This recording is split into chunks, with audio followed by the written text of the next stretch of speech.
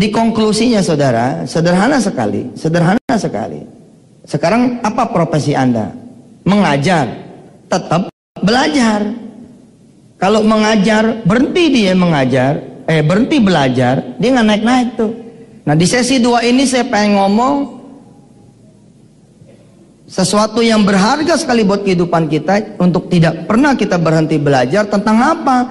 Pertama, kita ternyata berhenti belajar tentang sholat. Kita berhenti tuh belajar tentang sholat. Merasa udah pada bisa, nggak belajar lagi tentang sholat. Nggak belajar lagi tuh rukunnya apa, sunnah-sunnahnya apa, bacaannya apa, bacaan tuh artinya apa, bagaimana judulnya. Kenapa Robbi firli warhamni? Kenapa sih nggak warhamni wakfirli? Kenapa susunannya seperti itu? Kenapa sih salam nggak ke kiri dulu gitu loh? Assalamualaikum warahmatullahi. Assalamualaikum warahmatullahi. Kenapa coba? Tahu nggak? Kalau ente ke kiri dulu, baru ke kanan. Itu ciluk bam yang sebelah. Wow. Ada aja pertanyaan. Belajar tentang sholat. Itu yang harus, jangan berhenti. Terus belajarnya. Cari bukunya. Googling, belajar di internet, belajar lewat perpustakaan. Ada ustadz, masuk ke ustadz. Ada ustazah, masuk ke ustazah. Minta diajarin tentang sholat yang benar itu seperti apa. Yang tidak boleh berhenti belajar tentang sholat, karena ini perkara wajib. Dan kisi-kisinya gitu loh. Jadi saya menyarankan sekali diri saya dan saudara semua mempelajari betul tentang sholat. Dan kisi-kisinya, wudhu, apa segala macam yang terkait dengan sholat. Kemudian belajar apa lagi yang tidak boleh berhenti? Belajar tentang Allah. Allah punya 99 namanya, Asmaul Husnanya, hafal belum? Kira-kira bagian demi bagian seperti apa? Doanya bagaimana? Ada di ayat berapa? Ada di surah apa? Hadisnya ada apa tidak? Kalau kita berdoa dengan bagian yang ini bagaimana ceritanya? Terus itu belajar tentang Allah. Jangan berhenti tuh belajar tentang Allah. Belajar apa lagi? Yang tidak boleh berhenti. Belajar tentang kekasihnya Muhammad sallallahu alaihi. Allahumma shalli wa sallim barik alaihi. Jangan berhenti belajar tentang dia. Coba tangan, mana tangan? Oke, sekarang rogok keteknya. Iya serius, serius. Jangan di luar, dalam. Bercanda Ustadz nih. Nggak bercanda, beneran. Udah pernah jajal belum? Kayaknya nggak megang, gue udah tahu Ustadz. Jangan ke hidung sendiri, tapi ke hidung orang lain. Oke? Oke. Bagaimana rasanya keringat ente? Ada Ummu Salamah. Ada Ummu Salamah, seorang wanita tua yang dilamar oleh Rasulullah Muhammad SAW, dilamar oleh Nabi Allah Muhammad. Ummu Salamah bilang, siapa sih yang gak mau dilamar oleh Rasul? Tapi bukankah Rasulullah lebih berhak atas yang lebih muda dan lebih cantik? Ummu Salamah menolak dinikahi oleh Rasulullah. Tapi Rasulullah pantang mundur, maju terus. Dia kirim utusan, akhirnya Ummu Salamah menerima. Apa yang dilakukan oleh Ummu Salamah terhadap Rasulullah? Ketek siapapun dari Anda tidak akan ada yang minat. Rasulullah lihat Ummu Salamah dijadiin obat keringatnya. Dijadiin obat, keringat Rasul dijadiin obat. Disekak sama Ummu Salamah. Lalu kemudian sekaan itu dikumpulkan keringatnya Rasul, dijadiin obat. Kisah ini saudara tidak akan saudara tahu kalau saudara berhenti belajar tentang Rasulullah. Pelajari tentang Rasul, jangan berhenti, cari tahu tentang dia. Bagaimana kemudian Abdullah bin Mas'ud disebut oleh Rasulullah, neraka haram bagimu wahai Ibn Mas'ud, haram neraka buatmu. Kenapa? Qur'annya kah yang membuat Rasulullah mengharamkan atas izin Allah neraka bagi Abdullah bin Mas'ud? Bukan. Abdullah bin Mas'ud minum bekamannya Rasulullah. Ente boleh bilang, itu kalau yang dibekam bapak ente. Ini Rasulullah. Ketika sahabat tahu boleh diminum, nyesel sahabat yang lain. Weh, betul Pak, disuruh buang kan? Disuruh buang. Abdullah bin Mas'ud, Ibnu Mas'ud tidak ngebuang, diminum dia. Rasulullah bilang, darahku sudah bersatu dengan darahmu wahai Ibnu Mas'ud. Ini kan kisah ajib. Ada seorang pemuda Julaib. Ente kebayang gak sih begitu masuk surga, lalu bidadari-bidadari pada menjerit, Yusuf. Terus bidadari-bidadari pada lari. Bidadari pada lari menghampiri ente. Ribuan bidadari. Sampai si Yusuf nih kabur ke depan maksudnya kaburnya. Kebayang gak sih sama ente? Ente itu dikejar sama pohon zakum. Saya ente naudzubillah min dzalik dikejarnya sama pohon zakum dengan belalainya, ya, yang dia punya kelopak, kata Quran, kama qala Allah fil Qur'anil Karim, itu seperti pala setan. Itu yang mengejar ente. Ini pemuda yang satu nih namanya Julaib, dikejar-kejar sama bidadari. Bidadari sorga ngajar dia, memakik, menjerit, pengen kemudian bersama anak. Kenapa? Anak muda ini luar biasa. Pada suatu saat Rasulullah bilang sama beliau, datang kamu ke rumahnya si Fulana dan bilang, datang kamu ke rumahnya si Fulan dan bilang, Rasul menyuruhku menikahi anak kalian. Yang disuruh tuh seorang yang rupanya tuh jelek Pak, menurut hitungan manusia. Betul, Julaib tuh jelek. Julaib sendiri sampai bingung, masa saya yang disuruh nikahin dia ya Rasulullah? Apakah engkau tidak salah? Enggak, berangkat. Alhamdulillah ditolak. Tapi hebatnya nih, anak perawan mereka semua itu tidak menolak. Apa kata anak perawan mereka? Ini yang nyuruh oleh Rasulullah, izinkan saya menikah dengan dia. Menikah di malam pertama, tiba-tiba Allah menurunkan wahyu agar Rasulullah berangkat ke medan perang. Julaib meninggalkan istri tercintanya dan terbunuh mati syahid. Nah, kisah-kisah begini ente nggak tahu kalau berhenti ngaji tentang Rasul. Kalau berhenti ngaji tentang Rasul, maka jangan berhenti belajar tentang sholat. Jangan bahasa Inggris doang gitu loh, sampai TOEFL, sampai segala rupa. Tapi belajar tentang sholat berhenti. At-tahiyatul sejarahnya apa? Boleh nggak di dalam sujud doa? Terus setelah bangun dari ruku, saya pengen berdoa, boleh tidak? Subhana rabbiyal azim bihamdi, subhana rabbiyal azim bihamdi, subhana rabbiyal azim bihamdi. Kemudian doa, Rabbighfirli warhamni wa tub alayya, sami'allahu liman hamidah. Makmum boleh nggak ketika imam sami'allahu liman hamidah, terus makmum bilang sami'allahu liman hamidah, boleh nggak? Apakah dia cuman Rabbana walakal ham? Boleh nggak? Boleh nggak makmum dapat tempat VIP depan imam?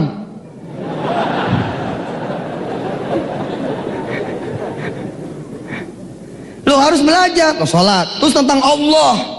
Tentang Allah kalau ente pada belajar menggetarkan. Nabbi ibadi innani anal ghafurur rahim. Kabarkan kepada hamba-hambaku, aku ini maha pengampun lagi maha penyayang. Senang saya belajar tentang Allah tuh. Zaman dulu saya nyari tentang Allah yang maha pengampun, maha penyayang. Saya buka kitab ini, wah nggak diampunin. Buka ini, wah nggak diampunin. Betul, dosa saya dosa besar. Wah, saya repot nih, saya bilang. Saya belajar dari sisi yang lain. Saat. Alhamdulillah ketemu Allah yang feminis gitu. Allah yang penyayang, pengasih, penyabar. Subhanallah. Tetap saya tidak meninggalkan dzuntiqam syadidul iqab syadidul adzab. An-naru jahannam wa bi'sal masir. Terus saya belajar. Tapi bab tentang Allah Maha Pengampun semua saya terus belajar. Nah, tentang Muhammad, subhanallah, tentang Rasulullah Muhammad sallallahu alaihi kita belajar. Bagaimana ketika beliau hijrah ke Taif, mulai dari kecilnya Rasulullah, bayinya saja Rasulullah sudah ajaib, udah ajaib. Taif itu gersang. Halimatus Sa'diyah bawa bayinya, bayi kecil nih yang namanya Muhammad dibawa nih. Begitu dibawa aneh, rumput langsung hijau, onta-onta langsung bunting. Nggak tahu yang ngambilin siapa itu. Onta tua yang sudah tidak ada susunya bisa diperah kembali. Halimatus Sa'diyah lalu mengatakan kepada orang-orang kampung, ini nih barakati Muhammad, ini dia keberkahan Nabi Muhammad. Yang gini-gini Pak, ente nggak bakal ada kebanggaan sama Rasulullah kalau nggak belajar, kalau berhenti, kalau putus, maka jangan putus. Yang berikutnya apa? Tentang Al-Quranul Karim, jangan berhenti. Baca ngaji, tafsirnya, maknanya, baca buku, ngaji sama guru, sana terus. Ya, terus apa lagi? Hadis, belajar hadis terus. Ini yang nggak boleh putus. Ini yang nggak boleh putus. Belajar tentang salat, belajar tentang Allah, belajar tentang Rasulnya, belajar tentang Quran, belajar tentang hadis. Belajar tentang rukun iman, belajar tentang rukun Islam.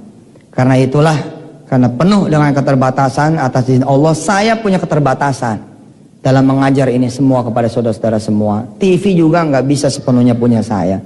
Karena itulah saya sekalian launching di UIN ini, launching di Jogja ini kuliah online.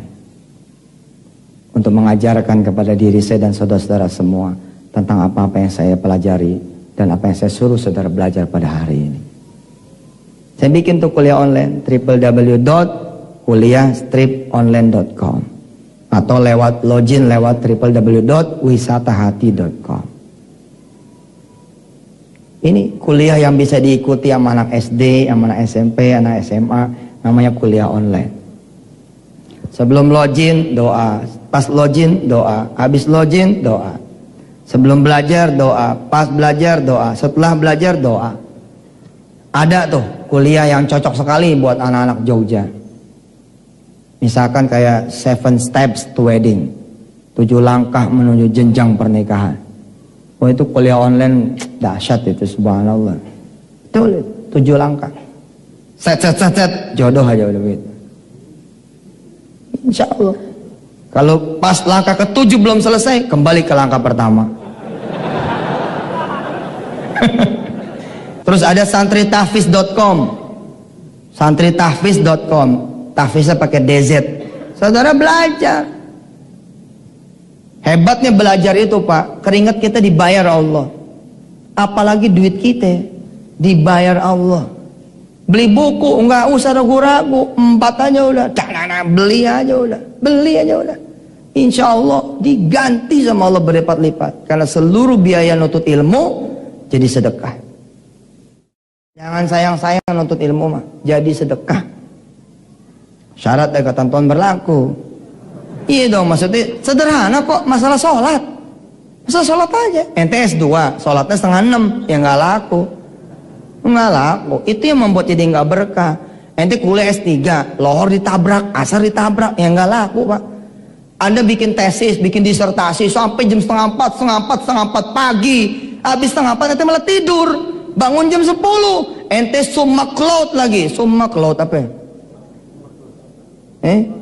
Cloud apa sih? Cum laude, double cum laude apa namanya? Iya kurang lebih summa cloud ya. Iya 4,1 gitu, 4,2 mumtaz gitu.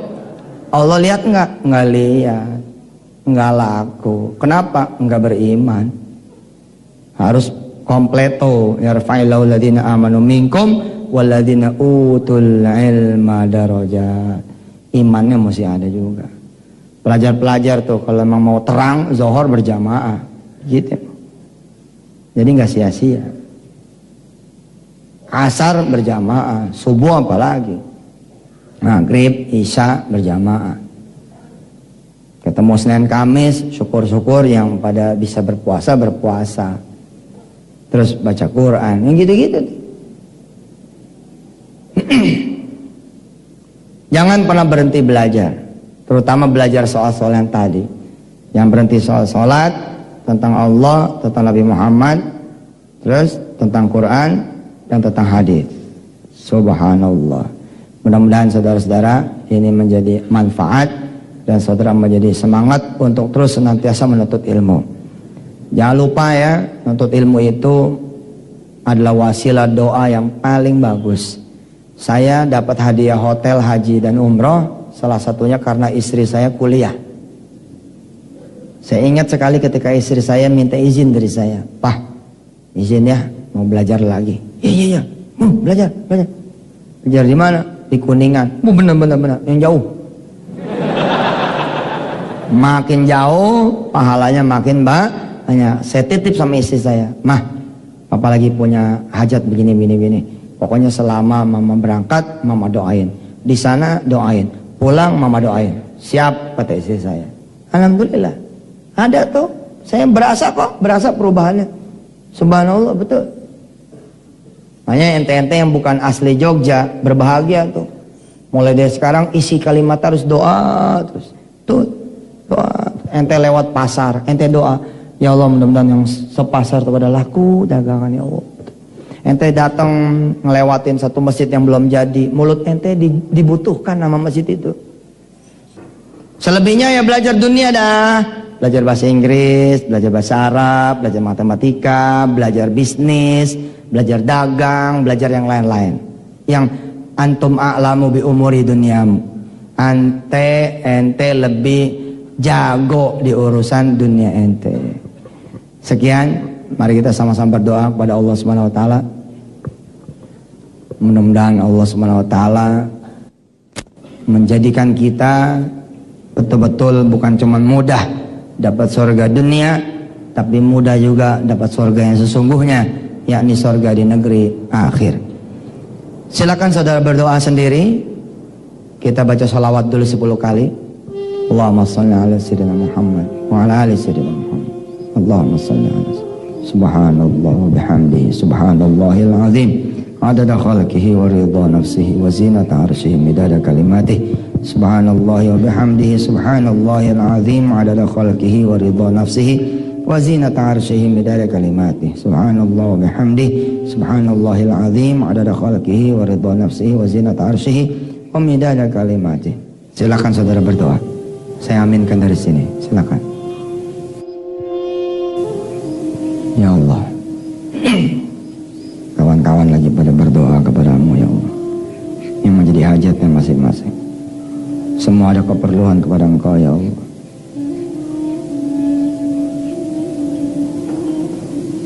Kami fakir kepadamu ya Allah. Engkau lah yang maha kaya. Aminkan doa kawan-kawan ini oleh para malaikatmu ya Allah, yang saat ini hadir di sini, memenuhi majlis-majlis ilmumu ya Allah. Ya Allah ya Rahman ya Rahim ya Dzal Jalali wal Ikram. Saya ikut mengaminkan juga ya Allah doa-doa mereka ini.